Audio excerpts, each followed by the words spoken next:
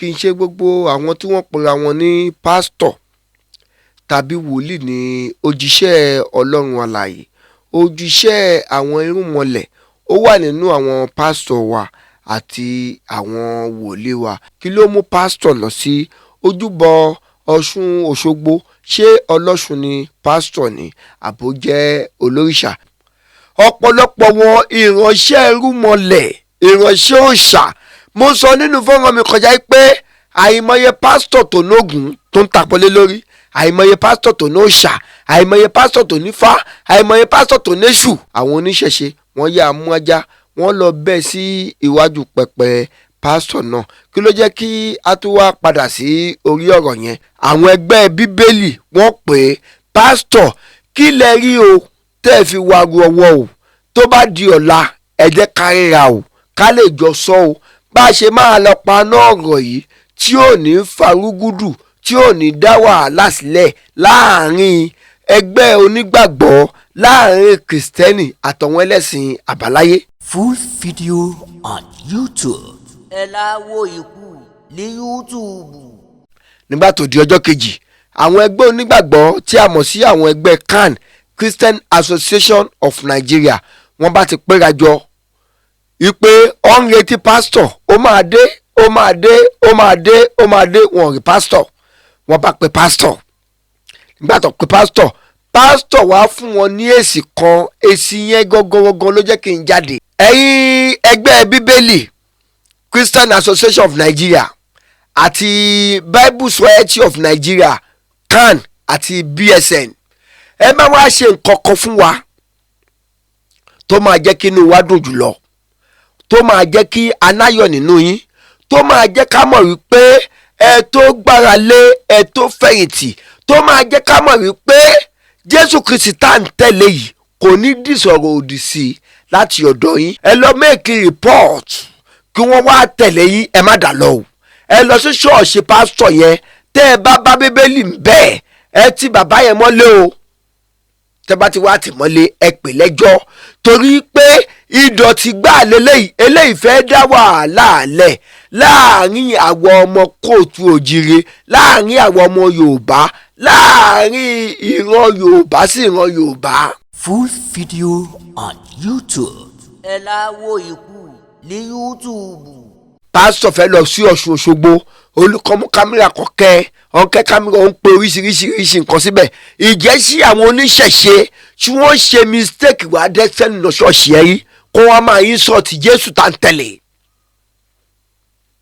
Ẹ bá wa bí léèrè pé ṣé àwọn oníṣẹ̀ṣe tí wọ́n dẹ́nu lọ ṣọ́ọ̀ṣì pásítọ̀ yìí rí? Pásítọ̀ ti sọ pé òun ò lo bíbélì, ọ̀rọ̀ àti ìdá lòun lóyìí. Ṣé àwọn oníṣẹ̀ṣe tí wọ́n ṣe mistake dẹ́nu lọ ṣọ́ọ̀ṣì ẹ̀rí ṣọ́ wá insult Jésù wà rí lọ́dọ̀ ẹ̀? Kí ló dé tó lọ insult òòṣà wọn? Full video on YouTube. Ẹ láwo ikú ní YouTube. Ẹ káàárọ̀, ẹ káàsán, ẹ káalẹ́ ní ibi gbogbo tí ẹ ti ń wò wá. Ìkànnì Òkodoro Ọ̀rọ̀ ní Media ibẹ̀ gangan náà ni ẹ já sí. Abẹ̀yìn arọ̀ yín pé bí ẹ ṣe ń bá wa wo àwọn fọ́nrán wa yìí, ẹ máa tẹ̀lé wa lórí àwọn ìkànnì ayélujára wa. Lórí Facebook wa wà ní Cubase Master Bracket Òkodoro Ọ̀rọ̀ ní Media, lórí TikTok Òkodoro Ọ̀rọ̀ ní Media, lórí Instagram Òkodoro Ọ̀rọ̀ ní Media, lórí YouTube wa Òkodoro Ọ̀rọ̀ ní Media. Bí ẹ ṣe ń bá wa wo àwọn fọ́nrán wa yìí, ẹ máa bá wa tan notification button yìí sílẹ̀, ẹ máa tẹ̀lé wa, ẹ bá wa comment, ẹ bá wa share. Ojú tẹ kúkú fi ń wò wá kò ní fọ́, etí tí ẹ fi ń gbọ́ wá kò ní di. Ẹ ṣeun bí ẹ ṣe ń tẹ̀lé wa. Ẹ̀yin èèyàn wa, a kíra wa pé a kú ọdún Easter fún gbogbo àwa onígbàgbọ́, àwa mùsùlùmí ìtẹ̀ní ayẹ̀kú ìpalẹ̀mọ́ ọdún iléyá. Ọdún tó ń bọ̀ yìí lágbára Ọlọ́run ọba á bá gbogbo wa láyé o, láàyè àti láàyè èrè. Àmín ní orúkọ Ọlọ́run ọba. Ṣé ẹ mọ̀ pé mo máa ń sọ fún wa ní gbogbo ìgbà pé kì í ṣe gbogbo àwọn tí wọ́n pera wọn ní pásítọ̀ tàbí wòlíì ní òjíṣẹ́ Ọlọ́run alààyè.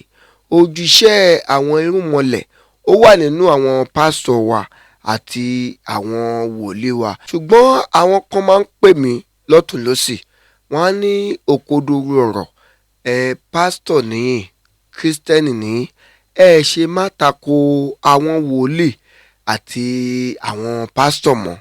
Mo wá ń sọ fún ẹni yẹn pé nítorí mo jẹ́ kìrìsìtẹ́nì àti nítorí pé mo jẹ́ òjíṣẹ́ Olúwa, òun ló jẹ́ kí n láǹfààní láti tako àwọn pásítọ̀ wọ̀nyí, torí wípé wọ́n ń ba ẹ̀sìn wa jẹ́, wọ́n ń ba ẹ̀sìn tí àwọn bàbá wa tí wọ́n bí wa sínú ẹ̀, wọ́n ń bàjẹ́, wọ́n ń ba ojú wa jẹ́ ní ọ̀pọ̀ ọgbà.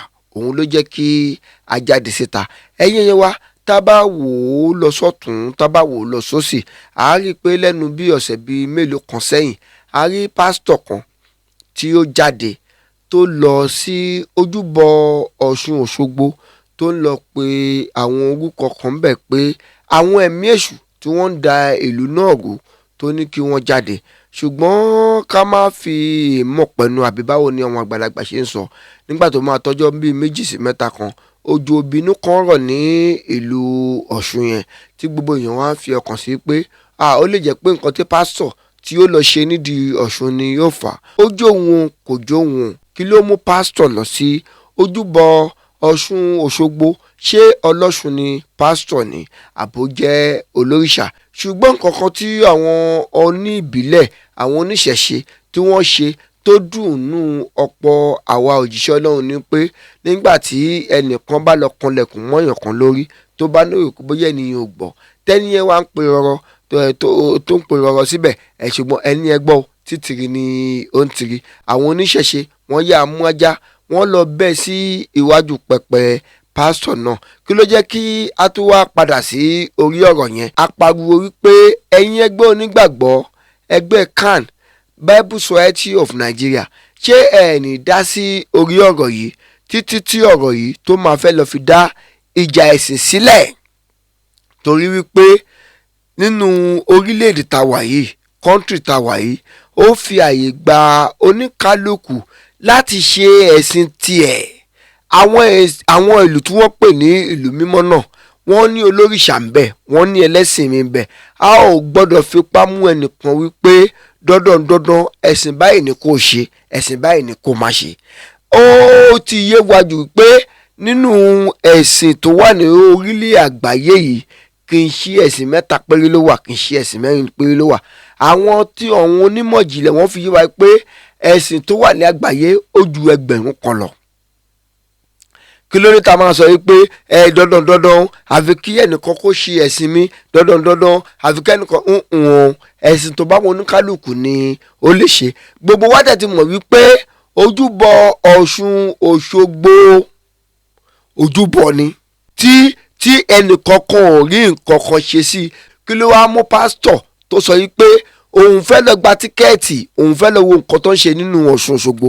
Ṣé ẹ rí pé pásítọ̀ yẹn ó ti kọjá ayé ẹ̀ ní ọ̀pọ̀ ìgbà? Àwọn ẹgbẹ́ CAN wọ́n wá pé àwọn ẹgbẹ́ bíbélì wọ́n pé pásítọ̀, kí lẹ rí o tẹ́ ẹ fi wá ru ọwọ́ o? Tó bá di ọ̀la ẹ jẹ́ ká ríra o, ká lè jọ sọ o bá a ṣe máa lọ paná ọ̀rọ̀ yìí tí ò ní farúgúdù, tí ò ní dá wàhálà sílẹ̀ láàrin ẹgbẹ́ onígbàgbọ́, láàrin kìrìsìtẹ́nì àtàwọn ẹlẹ́sìn àbáláyé. Pásítọ̀ bá sọ pé òun gbọ́. Nígbà tó di ọjọ́ kejì, àwọn ẹgbẹ́ onígbàgbọ́ tí a mọ̀ sí àwọn ẹgbẹ́ CAN, Christian Association of Nigeria, wọ́n bá ti péra jọ wípé ó ń retí pásítọ̀, ó máa dé, ó máa dé, ó máa dé, ó máa dé. Wọ́n rí pásítọ̀, wọ́n bá pe pásítọ̀.